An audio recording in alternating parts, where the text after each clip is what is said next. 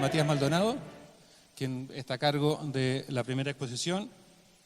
Matías Maldonado Araya es licenciado en Historia de la Universidad de Chile y candidato a magíster en Pensamiento Contemporáneo en la Universidad Diego Portales.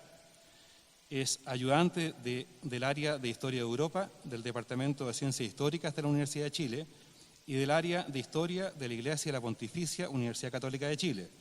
Es coordinador del Observatorio Iglesia y Sociedad y profesor de Historia en el Seminario Teológico de la Alianza Cristiana y Misionera en Santiago. Profesor, bienvenido. Un gusto tenerte aquí.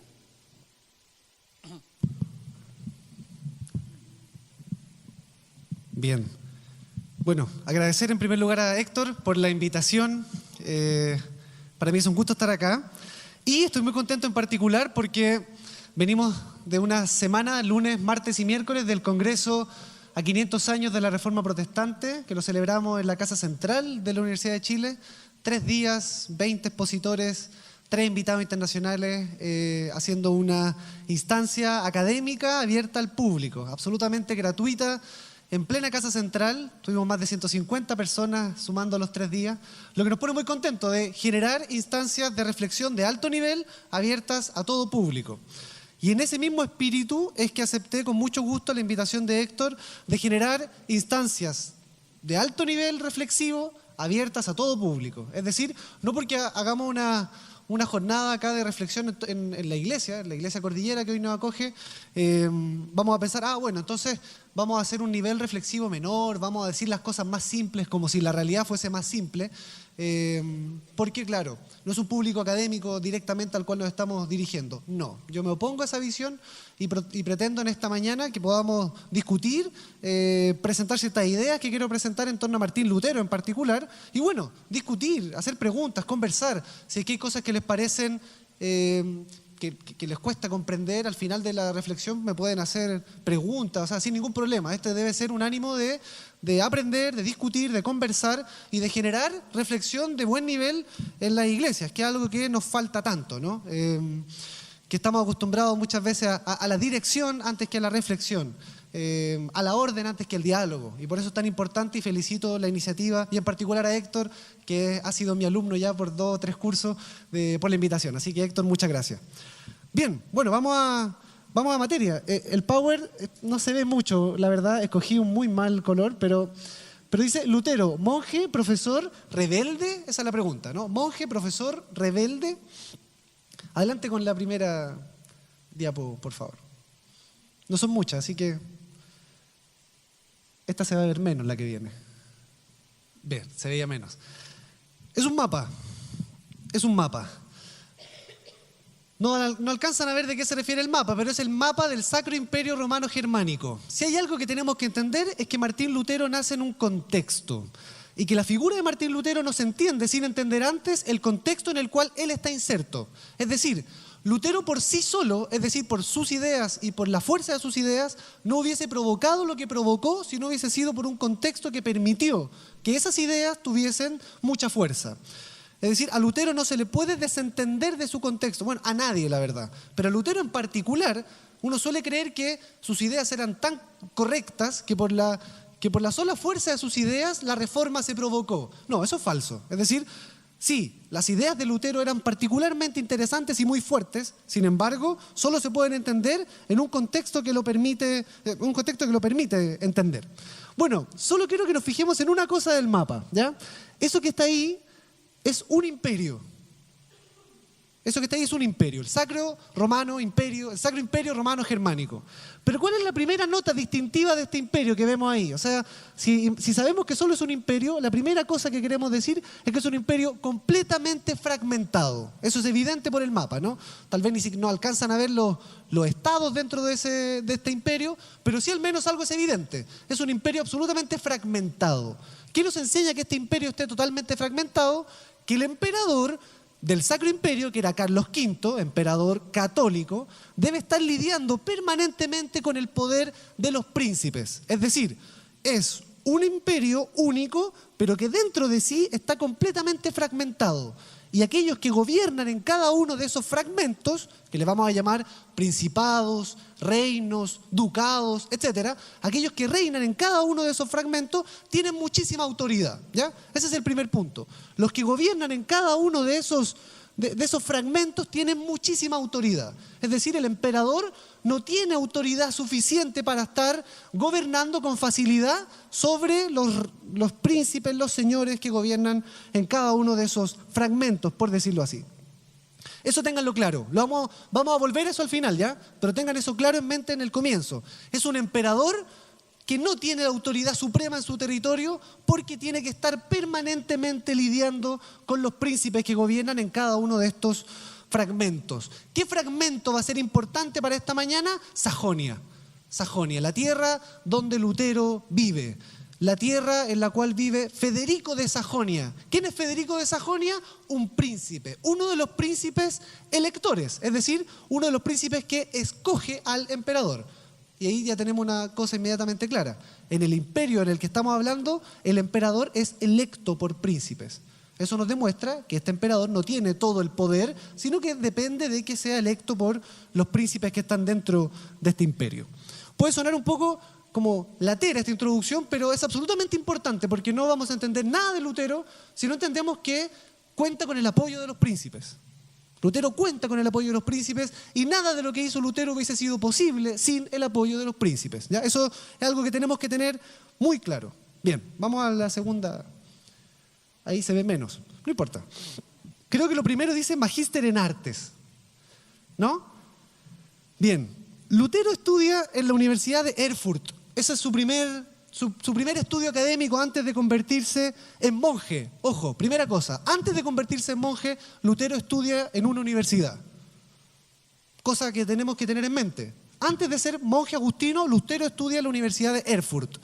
¿Qué título obtiene la Universidad de Erfurt? Aquello que se llama Magíster en Artes. Sin embargo, claro, si uno ve Magíster en Artes, piensa que Lutero, no sé, era un talentoso para la pintura, para la escultura. No. Ese magíster en artes no tiene nada que ver con esas artes, sino cuando se dice que Lutero es magíster en artes, es magíster en lo que se llamaba en esa época, y hasta el día de hoy igual se llama artes liberales. Es decir, el trivium y el quadrivium. Si alguno recuerda sus años de colegio, podrá recordar de eso. ¿A qué nos referimos?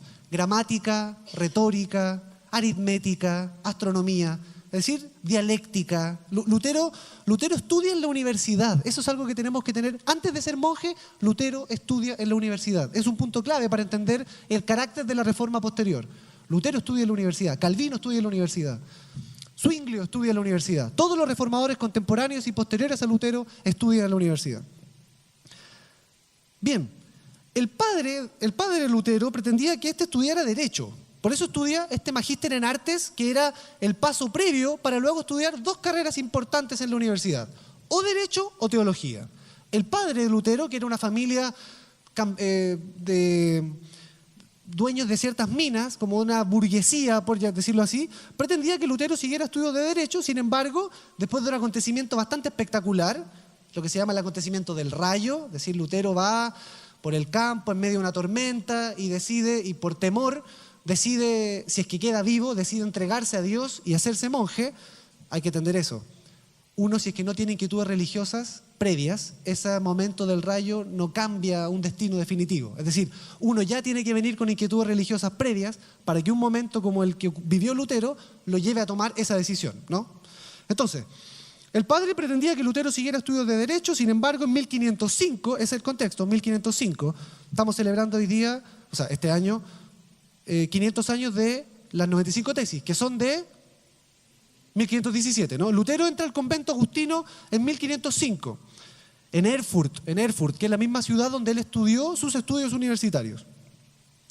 En 1508, Lutero es trasladado a otra ciudad, que es la ciudad donde nosotros tenemos el recuerdo más vivo. En 1508, Lutero es trasladado a Wittenberg, ¿ya?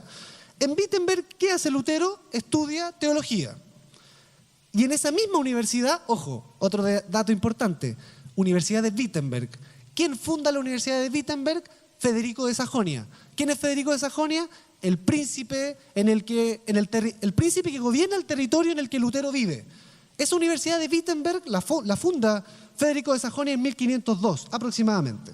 Entonces, claro, Lutero se titula como doctor en teología en 1512. En 1512 Lutero se titula como doctor en teología y comienza a enseñar en la universidad. ¿Qué enseña Lutero en sus primeros años? Interesantísimo. ¿Qué enseña Lutero en sus primeros años como doctor en teología ya en Wittenberg? Enseña lecciones sobre los salmos, que están disponibles, ¿eh? O sea, las lecciones de Lutero a partir de apuntes de sus estudiantes y textos que él mismo fue escribiendo, están disponibles esas lecciones.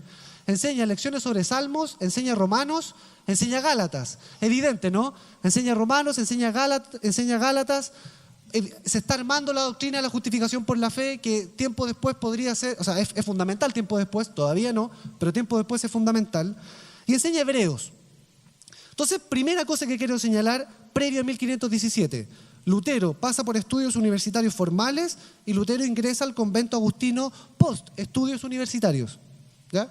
Es decir, la importancia de la formación universitaria para la Reforma Protestante es fundamental.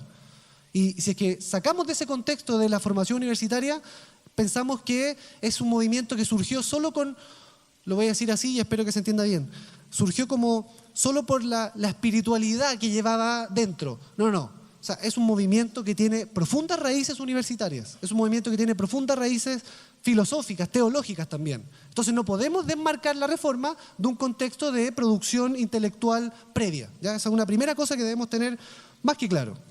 Llegamos entonces al año clave, ¿no? Al año clave del cual hoy celebramos sus 500 años, las 95 tesis.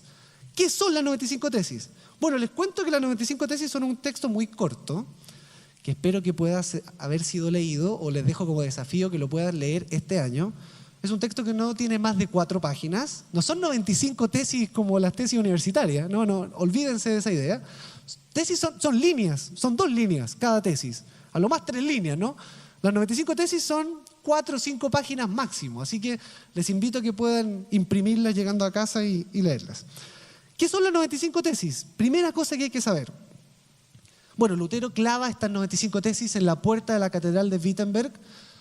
Primera cosa que yo me he enterado que tiene una mala lectura. Esa es una práctica común. Clavar tesis de discusión académica en las puertas es una práctica común. No es una señal de protesta. O sea, Lutero no va a clavar esas tesis para decirle al público, ustedes están equivocados en estos 95 puntos. No. Lutero, ojo, como profesor universitario, pone al debate público y académico 95 tesis, es decir, 95 ideas que a él le interesa discutir. O sea, Lutero tiene en mente la discusión sobre 95 puntos, que en el fondo son 95 tesis contra la eficacia de las indulgencias en específico. Entonces, frente a ese punto, Lutero propone 95 ideas que quiere discutir. Por eso, si usted descarga las 95 tesis hoy día cuando llega a su casa y las ve, las 95 tesis parten así. Se discutirán en Wittenberg, Es decir, Lutero, profesor universitario, invita a otros profesores a discutir académicamente en torno a un texto. Ese texto son las 95 tesis. Por eso Lutero dice, y es muy lindo eso que aparece al principio de las 95 tesis, si es que usted no puede venir a ese nivel, así que usted no puede venir a debatir oralmente acá a Wittenberg, envíe sus notas y reflexiones en torno a las 95 tesis que yo estoy mandando, ¿no? O sea, Lutero dice, yo propongo esto a la discusión, una práctica que nos falta mucho, ¿no? Una práctica que nos falta mucho, proponer ideas a la discusión, no decir verdades que los demás me crean. Propongo ideas a la discusión y discutimos entre todos. El cristianismo nace con esa vitalidad, una vitalidad de proponer ideas a la discusión, antes que imponer verdades que sean necesariamente aceptadas. Se discutirán en Wittenberg y se debatirán oralmente. Una cosa interesantísima que Lutero propone en estas 95 tesis. ¿Cuál es el punto clave de las 95 tesis? Se critica la posibilidad de que la compra de indulgencias asegure la salvación, por supuesto. O sea, el punto clave de las 95 tesis es criticar la eficacia de las indulgencias, ¿ya? O sea, tesis 36, la leo. Cualquier cristiano verdaderamente arrepentido tiene derecho a la remisión plenaria de pena y culpa, aún sin carta de indulgencias. Clarísimo, tesis 36. O sea, uno puede obtener el perdón con arrepentimiento verdadero sin necesidad de carta de indulgencias. La doctrina de la justificación por la fe en las 95 tesis aún no está perfectamente desarrollada. Porque recordemos que Lutero es un pensador cuyas ideas se van armando con las clases que él va haciendo, conforme a las cosas que van ocurriendo. Nadie tiene paquetes doctrinales listos que después se enseña, ¿no? Son pensamientos en evolución. ¿Se entiende esa idea, no? O sea, uno va proponiendo ideas y conforme pasa el tiempo y hace clases y descubre otras cosas, bueno, va perfeccionando esa idea y la va proponiendo. Entonces, claro, la doctrina de la justificación por la fe no está lista en 1517. Hay ideas fuertes que ya tiene avanzadas, pero no está completamente cerrada, por decirlo así. ¿Qué contiene la 95 tesis también? Fuertes críticas al Papa. Ojo, fuertes críticas. Uno siempre sabe y siempre se ha escuchado que Lutero no quería romper con la Iglesia, y eso es cierto en 1517. Pero fíjese lo que voy a decir. Si en 1517 Lutero plantea fuertes críticas al Papa, en 1520 el Papa es el anticristo. ¿Ya? Entonces hay una evolución muy rápida entre este Lutero que critica al Papa en 1517 y Lutero que en 1520 ya plantea derechamente que el Papa es el anticristo. O sea, posibilidad de diálogo y reconciliación en estos 3 años se rompen, ¿no? O sea, el 20 el Papa ya es el anticristo con el cual no hay posibilidad de dialogar porque, bueno, Lutero tiene una personalidad bien especial de la cual vamos a hablar algunas cosas. Fuertes críticas al Papa. Por ejemplo, cito, tesis 86. Notable tesis 86. ¿Por qué el Papa, cuya fortuna es hoy más abundante que la de los más opulentos ricos, no construye una basílica de San Pedro con su propio dinero en lugar de hacerlo con el de los pobres creyentes? El palo es fuerte, ¿no? O sea, ¿por qué no construye la basílica con su dinero en vez de con el dinero de los pobres creyentes? Ahora bien, si nosotros creemos que en eso hay ánimo de reconciliación, tenemos que tener cuidado. Las críticas que está planteando ya son verdaderamente radicales en muy temprana fecha, en 1517. Esto se radicalizará así. O sea, Lutero no es alguien que dé pie atrás. Esto se radicaliza muy rápidamente y en 1520, bueno, lo que dije, el Papa es ya el anticristo.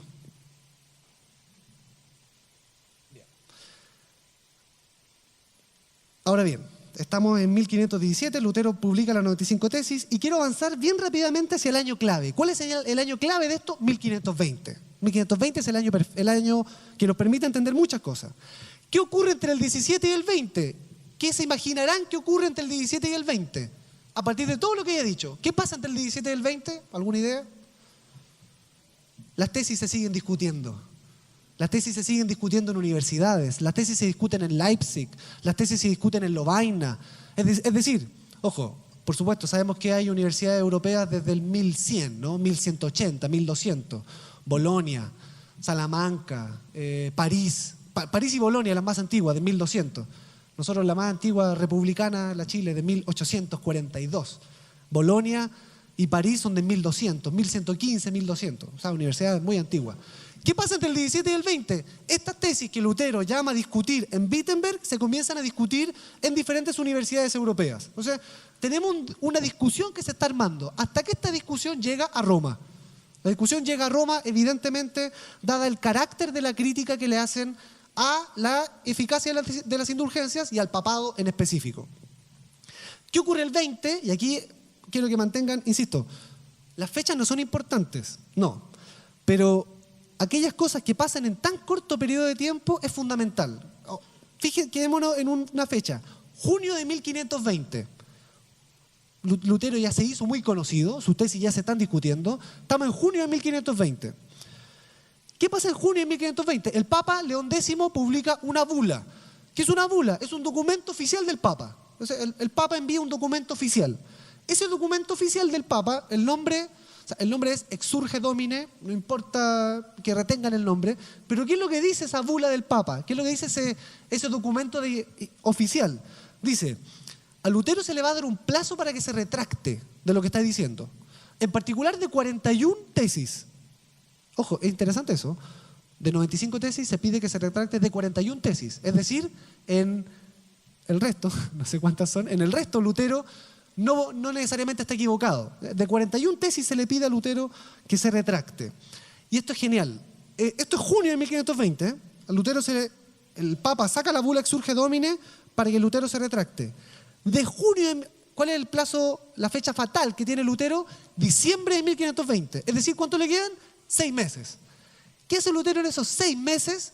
Escribe esos 3 textos que están ahí en la presentación, que son lo que se llama los grandes escritos de la Reforma, los grandes escritos reformadores, el programa de la Reforma, que son 3 textos extraordinarios, cada uno por sí solo: a la nobleza cristiana de la nación alemana, la cautividad babilónica de la iglesia y la libertad del cristiano.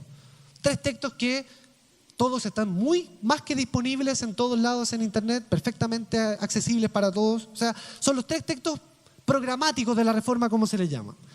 Bien, es decir, ojo, Lutero escribe estos textos con una bula de retracto encima. Lutero escribe 3 textos maravillosos con la presión del papado que le está diciendo: retráctate de estas tesis, de 41 tesis, retráctate, da pie atrás, retráctate de lo que tú dijiste, para que, bueno, no tengas otros problemas. Y Lutero, ojo, bajo ese contexto profundiza su crítica a Roma. Es extraordinario. Es extraordinario no porque Roma... A ver, es extraordinario su valentía, eso quiero decir. No quiero fomentar un sentimiento antipapista acá. Yo trabajo en la Católica, no quiero fomentar un sentimiento anticatólico para nada. De hecho, me parece que ese es un problema de Lutero, la verdad. Es un problema que nosotros, evangélicos, tenemos que cargar. Lutero era particularmente antipapista y fuertemente antipapista. De hecho, al final, cuando Lutero está muriendo, en sus cartas de sobremesa, que son apuntes que tomaron sus amigos, la gente que comía con ellos, Melanchthon, Justus Jonas, Agrícola, su mujer, Catalina von Bora, que tomaron apuntes de lo que Lutero iba diciendo. Dicho, claro, con mi muerte seré tu muerte, le decía Lutero al Papa. O sea, ese sentimiento antipapista que de alguna forma nosotros heredamos, hay que tener cuidado con ese sentimiento antipapista, fuertemente anticatólico de parte de Lutero. Pero bueno, Lutero es así, no estamos acá estamos acá para explicarlo, no para darle la razón o cuestionarlo. Estamos acá para explicarlo. Bien, Lutero tiene una bula encima que le está diciendo que debe retractarse. ¿Qué hace Lutero en 3 escritos? Profundiza su crítica a Roma en algunos puntos. Los voy a señalar para que lo tengan más o menos claro. Por ejemplo, son puntos importantes. Reduce los sacramentos de 7 a 3. Rápidamente. O sea, considera que los únicos sacramentos válidos son la Eucaristía, el bautismo, y sigue considerando como sacramento a la penitencia, ¿ya? Pero rápidamente, o sea, de junio de 1520 a diciembre, Lutero ya desacreditó 4 sacramentos institucionalmente legitimados por la Iglesia. O sea, eso ya es muy fuerte. ¿Qué otra doctrina propone Lutero en estos 6 meses? La maravillosa, y aquí aparece con fuerza la siguiente tesis: la libertad cristiana. Cito. Este texto es hermoso.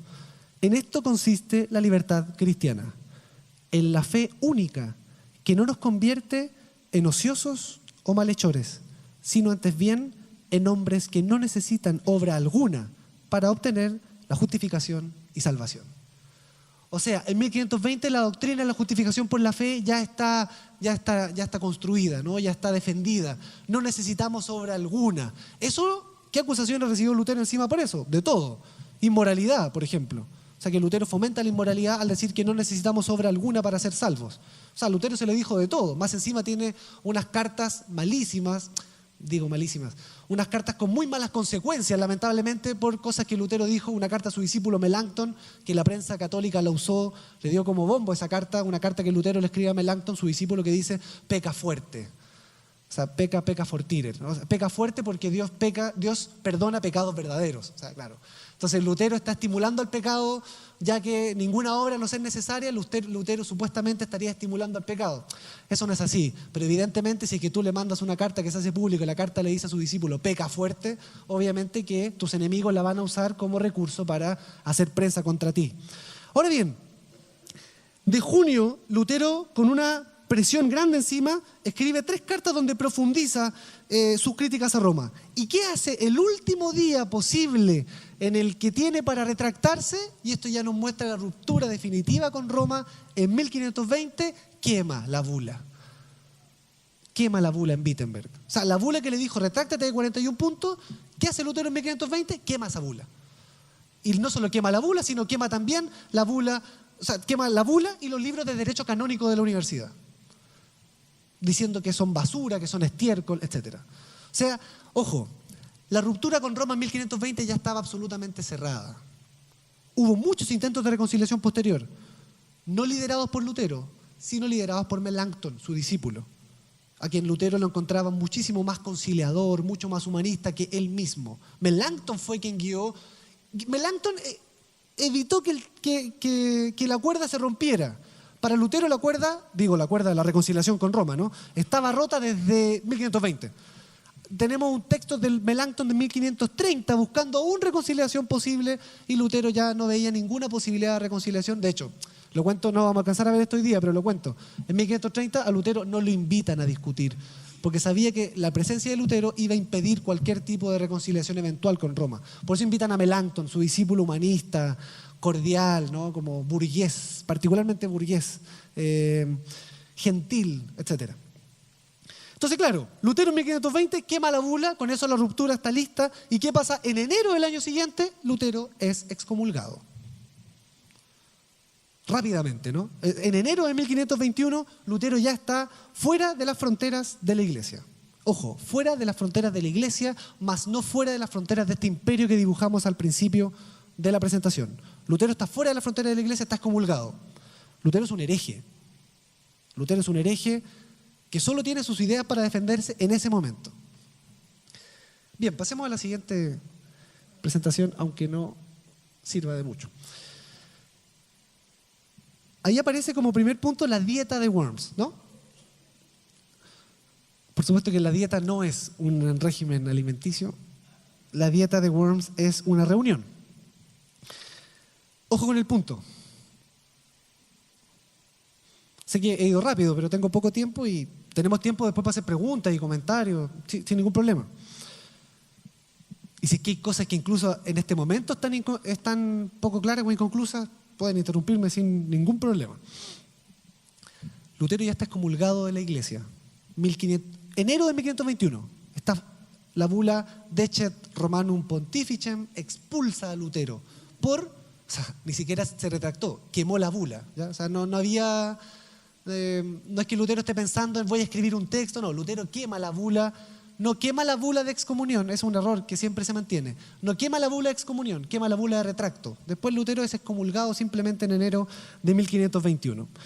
Ahora bien, tengan esto en mente, el emperador del territorio en el que Lutero vive es un emperador católico, Carlos V, emperador que está absolutamente aliado con el Papa. ¿Qué es lo que quiere evitar Carlos V? Por supuesto, lo que quiere evitar Carlos V es que se quiebre la unidad religiosa del imperio. El imperio es católico. ¿Qué quiere evitar Carlos V? Bueno, que se quiebre esa unidad. Entonces, ¿qué hace Carlos V en abril? Ojo, abril de 1521. Aquí ya pasamos, Lutero está excomulgado. Ojo, Lutero está excomulgado. ¿Qué hace? Invita a Lutero a ir a Worms, que es el lugar donde se iba a realizar una asamblea. En esta asamblea, ¿qué es lo que va a pedir el emperador a Lutero? Que se retracte. ¿Por qué lo llama a retractarse? Si es que él ya no se había retractado frente al Papa. ¿Se entiende el punto? El emperador llama a Lutero a retractarse. ¿Él se había retractado de sus ideas? No, quemó la bula. Sin embargo, ahora es el emperador, es decir, el poder político, el que llama a Lutero a retractarse de sus ideas. ¿Qué nos enseña esto? Que ser hereje, no como hoy día. O sea, hoy cualquiera puede ser hereje, pero por ser hereje nadie tiene un conflicto civil. Las iglesias nombran herejes a ciertas personas, pero esta persona, su herejía no tiene consecuencias civiles y políticas, porque vivimos en un marco de separación de iglesia-estado. ¿Se entiende, no? O sea, la herejía lo decide una iglesia en particular. Sin embargo, en este caso, y aquí quiero que la atención es muy importante, en este caso, la herejía sí tenía consecuencias políticas, porque vivimos en un imperio donde el catolicismo es religión oficial y es ley. Entonces, ser hereje tiene consecuencias políticas, en este caso. Esto es notable. A Lutero lo llaman desde Wittenberg hasta Worms. Lutero es hereje. En ese momento está comulgado, Lutero es un delincuente.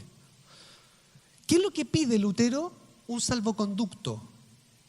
Es decir, una manera de llegar hasta Worms sin que él pueda ser muerto. Porque es un delincuente, ¿no? ¿Qué tiene Lutero en la cabeza? Y esto es algo que solemos olvidar. Estamos acá en el 1521, Lutero está excomulgado. ¿Qué tiene Lutero en la cabeza? Aquí aquellos que tengan orígenes como anabaptistas, baptistas, los podrán recordar. ¿Qué tiene Lutero en la cabeza? Lutero tiene en la cabeza a Jan Hus. Tal vez Jan Hus no le suena, pero ¿quién es Jan Hus? Jan Hus es un rector, había sido rector de la Universidad de Praga, bohemio, checo, hoy día diríamos, checo. ¿Qué pasó con Jan Hus? Y hago un flashback, no un raconto, un flashback, algo breve, ¿no? un retorno breve al pasado. ¿A dónde nos vamos? Cortísimo. 1417, ojo, 100 años antes de la 95 tesis. ¿Quién es Jan Hus? Un reformador. ¿Qué dice Jan Hus? Que el papado es rico, que el papado debe ser pobre, que la iglesia está corrompida por los poderes de este mundo, etc. A Jan Hus, ojo, lo invitan a un concilio, al concilio de Constanza. No voy a entrar en detalle del concilio de Constanza, solo quiero indicar algo. Jan Hus pide un salvoconducto para ir a este concilio. Ese es el punto que me interesa, salvoconducto. Jan Hus, reformador, 100 años antes de todo lo que estamos hablando, pide un salvoconducto para ir a Constanza, a este concilio. En medio del concilio, ¿qué pasa con Jan Hus? Lo queman. Lo queman en la hoguera. Con salvoconducto, Jan Hus exigió después explicaciones, ¿no? O sea, un salvoconducto, a Jan Hus lo capturan, lo torturan y lo queman. ¿Qué tiene en la cabeza Lutero 100 años después? A Jan Hus. Tiene en la cabeza de que exactamente el mismo esquema. Lutero va de Wittenberg a Worms, exige un salvoconducto para que pase lo que pase en ese momento con el emperador, a Lutero no lo quemen. De hecho, hay múltiples testimonios de Lutero diciendo con el miedo con el que iba hacia Worms. ¿Quién iba a estar en Worms? El emperador. Él era un monje universitario, profesor, y se enfrenta Mire los poderes que están en esa dieta en Worms. Carlos V, el emperador, y Giovanni Aleandro. ¿Quién es? El nuncio del Papa, el embajador del Papa. O sea, tienes al papado y al emperador y tú estás ahí, solo. ¿Qué tiene en mente Lutero entonces? Si pase lo que pase acá, aquí me pueden quemar. Si quemaron a Jan Hus 100 años antes, perfectamente me pueden quemar acá a mí, en pleno Worms. Lo que ocurre en Worms es conocido por todos, espero. Y si no, no importa, no tienen por qué saberlo. Lo que ocurre en Worms es magistral. A Lutero, 17 de abril, ojo, 17 de abril de 1521, a Lutero se le pide lo mismo, que se retracte. ¿Qué responde Lutero frente a la pregunta que le hacen para que Lutero se retracte? Lutero pide un día más. Años después se arrepentiría de ese día. Diría, fue el diablo el que me hizo cobarde, temí por mi vida, fue un cobarde. Bueno, ¿quién puede decirle a él que fue cobarde si está frente al emperador, frente al papa? Hace 100 años antes quemaron a uno que hizo las mismas cosas que estás haciendo tú y estás teniendo estas consecuencias. O sea, hay que ser realmente valiente para estar ahí y al menos no pedir un día. Lutero pide un día. ¿Y qué ocurre el 18 de abril de 1521? La frase emblemática, ¿no?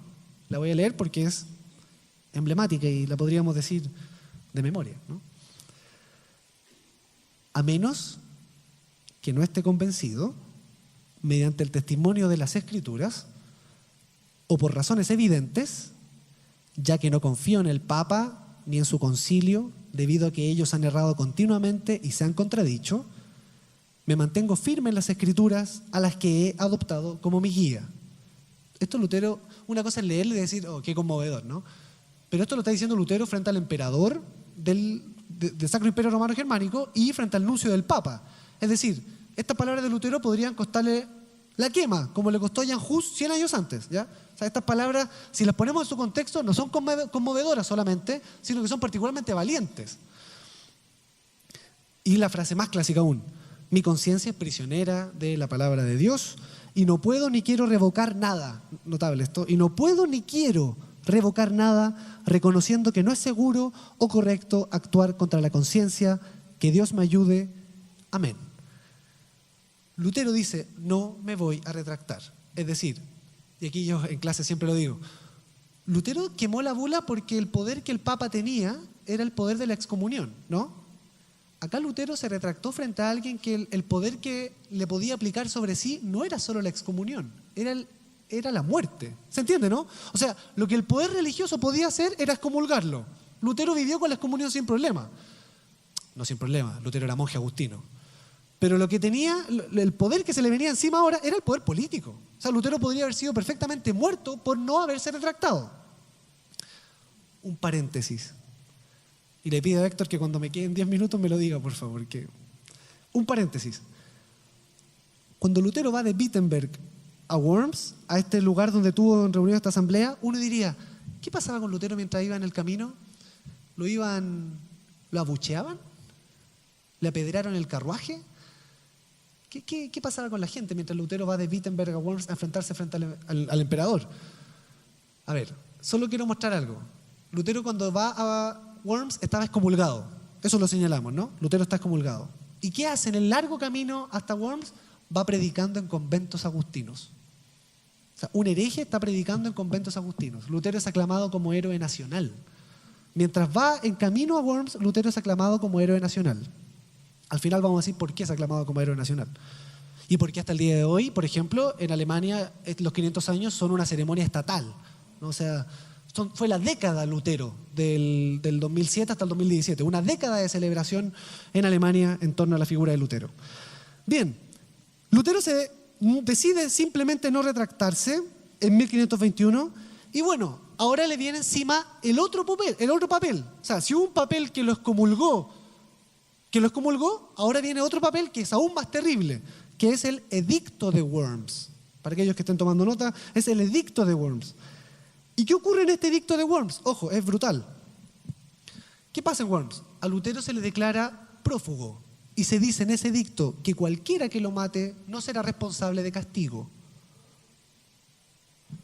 Cualquiera que lo mate no será responsable de castigo. Es decir, su cabeza podía ser fácilmente degollada y aquel que lo hiciera no iba a sentir el peso de la ley porque estaba matando a un hereje.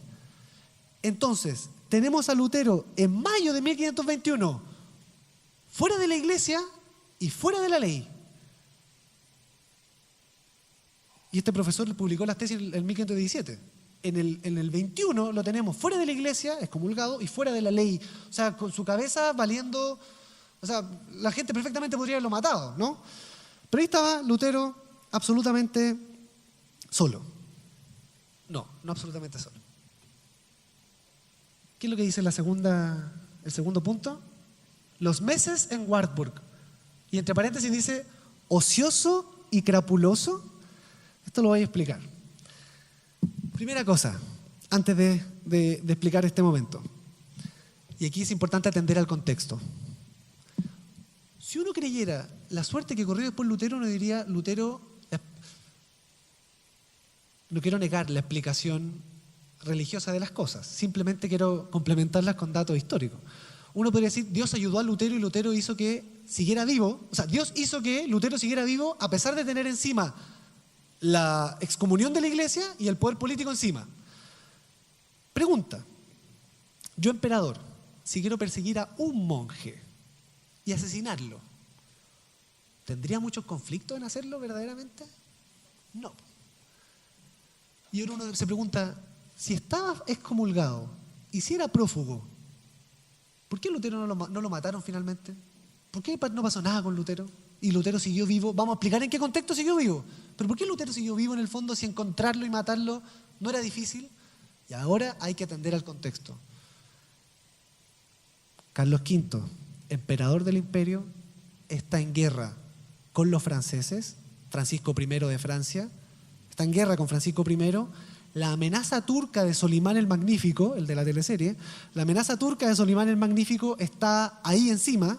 O sea, los turcos estuvieron desde 1520 hasta el 30 encima de Europa. A ver, el 29 los turcos destruyen Viena, Austria. O sea, la amenaza turca está ahí al lado.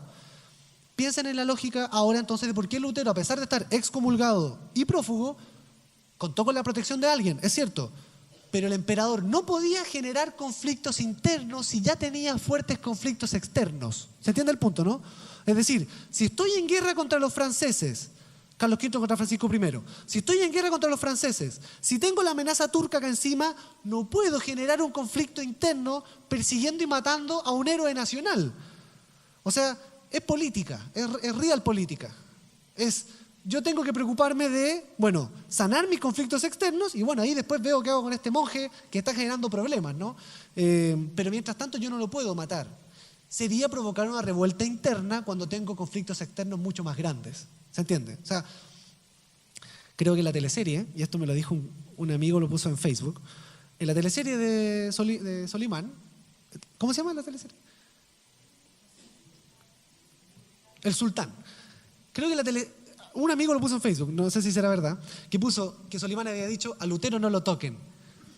A Lutero no lo toquen. ¿Por qué a Lutero no lo toquen? ¿Por qué Solimán el Magnífico estaría interesado en que a Lutero no lo toquen? Porque es alguien que está destruyendo el imperio por dentro. Y a mí, Solimán, que estoy tratando de avanzar hacia el imperio, me conviene este disturbio interno. No sé si es cierto, pero es lógico. O sea, no importa si lo dijo o no, pero la lógica es cierta. Es decir, está bien que este monje provoque disturbio por razones religiosas. Está bien que provoque este disturbio adentro porque me conviene a mí. Ahora bien, ¿por qué dice los meses en Wartburg? Lutero está fuera de toda ley, fuera de la ley religiosa, fuera de la ley política. ¿Quién lo protege? Federico de Sajonia, el príncipe. ¿Cómo lo protege? Lo secuestra, simula un secuestro y lo encierra en un castillo, en el castillo de Wartburg, que es donde Lutero pasa 10 meses. Según Lutero, ojo, y esto hay que tenerlo muy claro, según Lutero, él pasa en estos meses de castillo, los pasa ocioso y crapuloso. Ocioso y crapuloso. Si ustedes no saben lo que significa crapuloso, yo no lo sabía, lo busqué, tenía una idea, pero lo busqué, y según la RAE, es dado a los excesos en la comida, bebida y sexo, libertino. Eso es lo que significa crapuloso. Lutero estaba solo en Wartburg, tenía gente que le iba a dejar la comida, pero según él eran 10 meses de poco trabajo, de estar, decía, con las ensoñaciones de la carne, le escribe a Melanchthon. Lutero es tremendamente explícito. Hay cosas que ni siquiera se han traducido por la fuerza de las cosas que le dice a su amigo. Era su amigo, no era tan solo su discípulo, era su amigo. Claro, yo digo, ojalá yo fuera así de ocioso. ¿Qué hace Lutero en Wartburg? Explica el Magnificat, sermones para domingos y fiestas, 2 escritos sobre los votos monásticos, 2 escritos sobre la misa y comienza a traducir el Nuevo Testamento. Es decir, en 10 meses de ocio y crápula, ¿quién tiene ese ocio?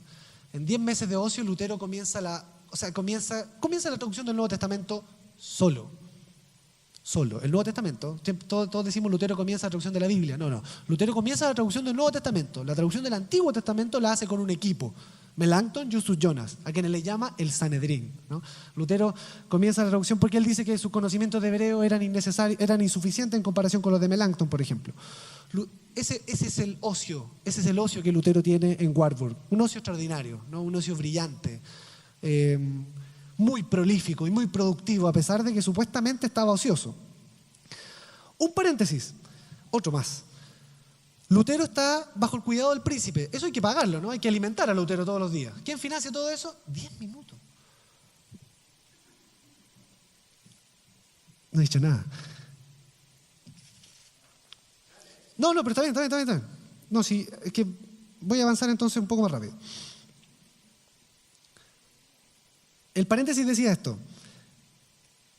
Uno podría pensar que Lutero vivió gracias a que los príncipes lo protegieron. Pero en esto yo voy a defender. Hay cosas en las que Lutero es indefendible, pero hay cosas en las que voy a defender a Lutero. Lutero, literal, nunca le agradece al príncipe por haberlo protegido. Nunca se lo agradece. Literal. Es sabido que si hay que gastar el dinero de alguien, debe ser el dinero de los príncipes. Porque ser príncipe sin ser ladrón de alguna manera es cosa imposible o casi imposible. O sea, incuestionable, ¿no? Yo, por naturaleza, tengo horror por las cortes. Otra frase de Lutero. Por naturaleza tengo horror por las cortes. Su naturaleza es más bien, es un monje medieval, rudo, no gentil, no dado al lenguaje, no dado a la sutileza en el trato. Teológicamente Lutero es un genio, ¿ya? Es un genio. Pero en el trato Lutero no tiene la gentileza que la corte exige.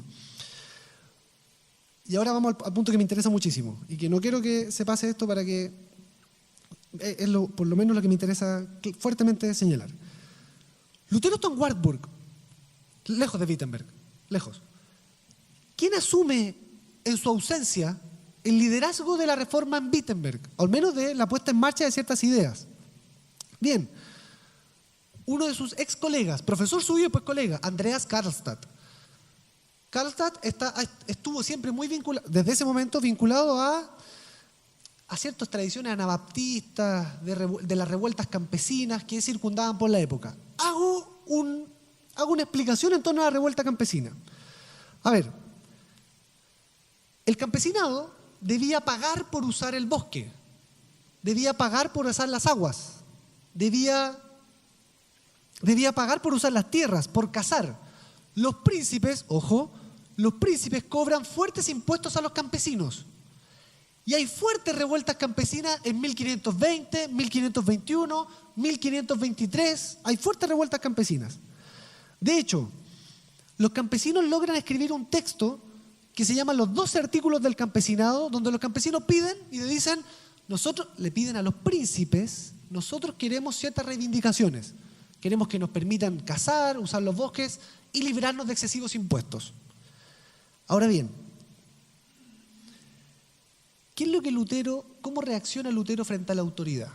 Que es un punto que me interesa mucho tocar.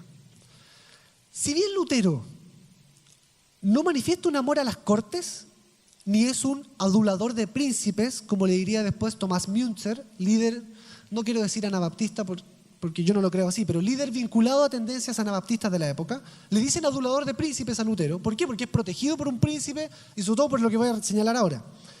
Estas revueltas campesinas comienzan a asumir mucha fuerza. Y estas revueltas campesinas comienzan a, sencillamente, destruir castillos feudales, asesinar señores feudales, saquear monasterios, destruir imágenes de las iglesias, etc. Es un movimiento completamente violento. ¿Qué es lo que responde Lutero frente a este texto? Frente a esta violencia campesina que comienza. De hecho, Lutero se huye de su reclusión en Wartburg a Wittenberg preocupado por el curso de los acontecimientos. O sea, dice, esta gente asumió la reforma la dirección de la reforma por un lugar donde yo nunca le quise proponer. Lutero, disfrazado como Caballero Jorge, que era el nombre que le pusieron para no decir, en este castillo está Lutero, era el nombre de Caballero Jorge. Lutero huye de Wartburg hasta Wittenberg y se hace cargo de esta revuelta campesina que tenía encima. ¿Cómo se hace cargo? Escribiendo un texto. Ese texto se llama Contra las hordas ladronas y asesinas del campesinado. Y solo cito una parte para que quede claro la brutalidad que Lutero propone en este texto. Es solo una cita, hay 500. El que pueda, que apuñale, raje, estrangule, y si mueres en esa acción, bienaventurado tú, pues jamás alcanzarás una muerte más dichosa. Lutero apoya la represión al campesinado de una manera explicitísima.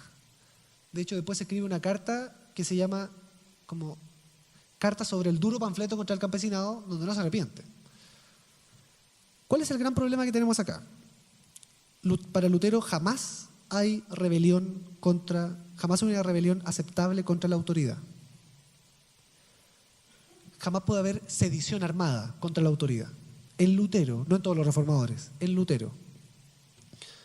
Cuando Lutero le dicen, él dice, yo me defendí solo con la palabra, muy típicamente luterano eso, yo me defendí solo con la palabra, no con las armas. ¿Ya? De hecho, cuando Zwinglio, heredero, nuestra iglesia, alianzas bautistas, tenemos mucha herencia de algunas cosas zwinglianas, Zwinglio llama a una rebelión armada y Zwinglio muere en guerra, Zwinglio muere en 1521 en la batalla de Kappel, muere asesinado en guerra. Lutero dice, Zwinglio ha tenido la muerte de un perro. O sea, Zwinglio ha tenido la muerte que se merece por ser alguien que quiso, por ser alguien que quiso construir políticamente la religión verdadera. Alguien que quiso edificar la reforma con la vía armada. ¿Qué es lo que dice Lutero en este texto? La rebelión campesina debe ser suprimida porque la rebelión no es aceptada por Dios. Así de simple. Ese argumento luterano lo tiene siempre en mente. La rebelión nunca es aceptada por Dios bajo ningún punto de vista. Y uno diría, y Lutero, no se olviden de esto, Lutero es un genio. ¿Qué tiene Lutero en la cabeza? Un príncipe, por ejemplo, impide la distribución de su Nuevo Testamento. ¿ya? Impide que su Nuevo Testamento se distribuya. Y ahí viene la gran pregunta. Si el príncipe impide que el Nuevo Testamento se distribuya, ¿hemos de ser obedientes a la autoridad? Una pregunta muy razonable. Lutero dice, si el príncipe impide que tú leas el Nuevo Testamento, tú debes leerlo, porque Dios está sobre la autoridad. Y si es que el príncipe me condena e incluso me mata por tal lectura, debes morir. O sea, Lutero dice eso, tú debes obedecer siempre a Dios y a tu conciencia, aunque eso provoque tu propia muerte. Münzer, contemporáneo de Lutero, le diría, sí, claro, eso es muy fácil, porque no eres tú el que va a morir. O sea, decir a los demás, claro, hay que obedecer siempre a la autoridad secular. Si en cuestiones de religión tú no le obedeces, o sea, tú no le obedezcas nunca en cuestiones religiosas, y si es que mueres por eso, mueres, y eres un mártir más para la gloria de Dios. Es compleja la teología política luterana, o sea, de Lutero, no luterana tal vez, de Lutero en particular. O sea, es decir, siempre hay que ser obediente a la autoridad secular, y si es que ésta manda cosas que vayan contra mi conciencia, debo entonces obedecer a mi conciencia, y si es que la consecuencia de eso es mi propia muerte, debo morir. Lutero nunca se sacó de encima la fuerte depresión que le provocaron los 30.000 campesinos muertos. Münzer muere en ese momento también, otro revolucionario en quien lamentablemente no vamos a poder entrar ahora, pero otros reformadores mueren en ese momento. Dicen que nunca se sacó esa depresión de encima, hasta el final de sus días. Por eso la presentación tenía el título de Rebelde con pregunta. Es una pregunta que no está resuelta. Es decir, Lutero fue capaz de levantar fuertes argumentos contra la autoridad papal, ser absolutamente valiente y rebelde en no retractarse de sus ideas en el plano teológico, porque Lutero es eminentemente y nunca dejó de ser un teólogo. Alguien que cuando metía los pies en política solía errar el blanco. Digo solía errar el blanco desde hoy, pero en su momento Lutero hacía lo que su comprensión teológica le indicaba que hiciera. ¿Qué pasa en el año 1525? Además, Lutero se casa. Lutero se casa con Catalina von Bora, una ex monja. Lutero se casa y su matrimonio fue absolutamente mal visto en el contexto en el que Lutero se casa. Lutero se casa el mismo año de la revuelta campesina, en la que él llama a matar a los campesinos finalmente. Lutero ese mismo año se casa. Quiero cerrar un momento con esta idea. Y una idea simple que nos permite entender cosas importantes. ¿Dónde se va a vivir Lutero cuando se casa? Lutero se va a vivir a un monasterio, al monasterio de los agustinos en Wittenberg. Él vive en un monasterio. Pregunta, ¿quién le regala ese monasterio? Ese monasterio se lo regala como regalo de matrimonio Federico de Sajonia. ¿Quién es Federico de Sajonia? El príncipe. Pregunta, ¿cómo un príncipe le puede regalar un monasterio que es supuestamente propiedad de la iglesia a un monje excomulgado? ¿No? Y esto es lo más importante. Lutero fue visto por los príncipes del imperio, por algunos, no por todos, sobre todo por los príncipes del norte, como la posibilidad de quitarse de encima la iglesia romana. Y cuando digo la posibilidad de quitarse de encima la iglesia romana, no es solo una cuestión simbólica. Los príncipes no están pensando prioritariamente en eso. Es sobre todo una cuestión territorial, de propiedades, de tierras. Desde 1525 en adelante comienza un fuerte proceso de secularización de los bienes de la iglesia. Es decir, muchas tierras, iglesias y conventos dejan de ser propiedad de la iglesia y pasan a ser propiedad de Lutero, no, de los príncipes. Es decir, muchos príncipes ven en Lutero un extraordinario argumento para que grandes propiedades de la iglesia y grandes impuestos que iban a parar a manos de la iglesia ya no paren en manos de la iglesia, sino paren en sus propios bolsillos. Lutero como tonto útil de los principados, jamás. Pero de que la reforma de Lutero tuvo como consecuencia que los príncipes acrecentaran su poder en sus propios principados, correcto. O sea, sacándose a Roma de encima, no solo se sacan un rito, se sacan la propiedad de la tierra. Y esas tierras que eran las tierras de la iglesia, pensemos hoy imagínate en el 1500. Esas tierras pasaron a ser secularizadas, pasaron a ser propiedad estatal, digámoslo de alguna forma. Pasaron a ser propiedad estatal gracias a la reforma luterana. Y aquí hay religiones políticas muy interesantes. O sea, las ideas religiosas de Lutero permitieron que los principados pudiesen adquirir propiedades que sin aquella reforma religiosa nunca hubiesen podido adquirir. Y no solo propiedades, sino impuestos, etc. Y lo más importante, incluso más allá que la tierra, si es que el gran problema para un príncipe, cualquier príncipe, pero para el príncipe alemán, por ejemplo, era el siguiente. Yo tengo un súbdito. Si este súbdito, si yo le ordeno algo a este súbdito, y el súbdito tiene problemas de lealtades, ¿a quién le obedezco? ¿Al papa o a mi príncipe territorial? ¿Al papa o a mi príncipe local? Ese problema de generar doble lealtad es siempre complicada para el príncipe. El príncipe no puede tener súbditos que duden a quién seguir, si le siguen a él, si le obedecen a él o si le obedecen al papa.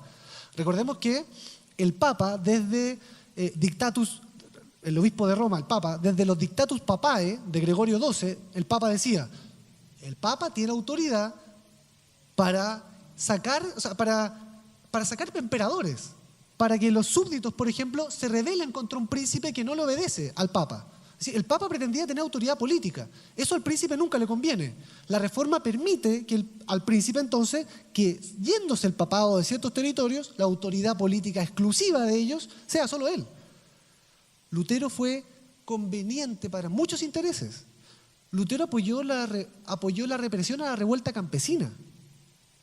O sea, la revuelta campesina fue apoyada por Lutero. Imagínense, Lutero hubiese apoyado la revuelta campesina. El argumento de Lutero era este: transformaríamos el Sacro Imperio en un baño de sangre. Pero aquí vemos cómo un rebelde que propone ideas que deben ser transformadas en la Iglesia, las consecuencias políticas de la reforma tienen en origen muy poco que ver con las ideas que Lutero está planteando en un comienzo.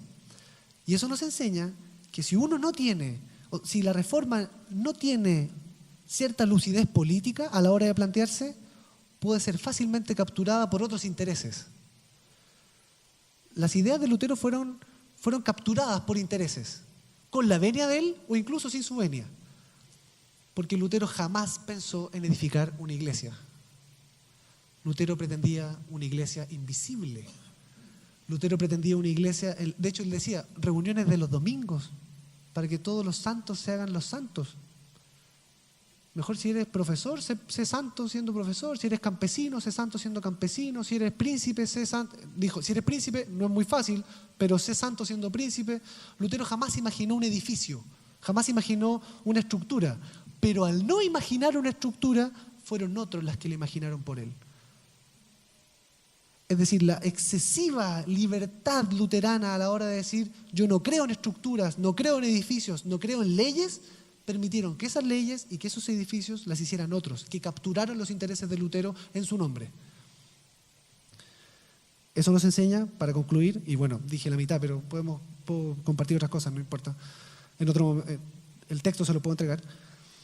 Eso nos enseña entonces, como conclusión, que es tremendamente importante que la reforma de la Iglesia tenga un grado alto de idealismo y de formación universitaria, por un lado, pero que por otro tengamos la sabiduría y la lucidez política suficiente para evitar que nuestro idealismo y que nuestra visión universitaria de las cosas no sea capturado por otros intereses que a la larga pueden tener conclusiones incluso opuestas a las que estamos planteando. Muchas gracias.